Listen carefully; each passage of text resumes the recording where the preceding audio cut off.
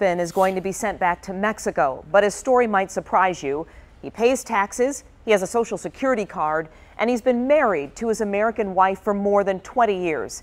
The only crime he's ever committed is entering the United States illegally.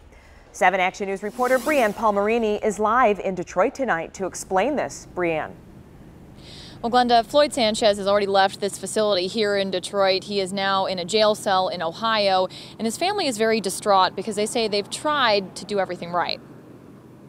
People say to me all the time, "You're a U.S. citizen. You're an American citizen. You're married to him. What's the problem?"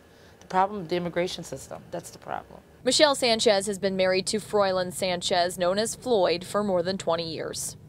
It's so unfair to live a whole life with someone and they have to be separated. Her husband entered the country illegally the first time back in the 80s, and when he tried to right the wrong and get a green card, he got some bad legal advice and he wasn't able to become a citizen. If you have any illegal entries, 2 or more, essentially, you're just kind of barred from entering the United States until you go back to your home country and wait out that bar. Which is what he and his wife had resigned themselves to do so they could become legal eventually. They've bought a house in Mexico. They plan on moving to Mexico.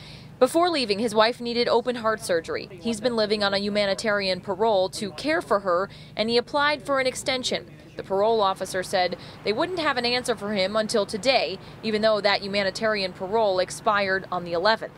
And they says, you know what, your parole expired on the 11th. You're in violation of your parole, so we're detaining you. Now he's in a jail cell in Ohio, and his wife doesn't know what to do. We knew we were going to have to leave. I just had surgery not even 60 days ago. I just wanted us to be able to say goodbye to our children and be able to leave peacefully. Now they're just waiting to see if any of the paperwork they've filed or any of the actions and steps they've taken make any difference. Of course, her attorney has also reached out to a congressman, but for now it looks like her husband will be deported. Live in East Detroit, Brianne Palmerini, 7 Action News. Brianne, thanks.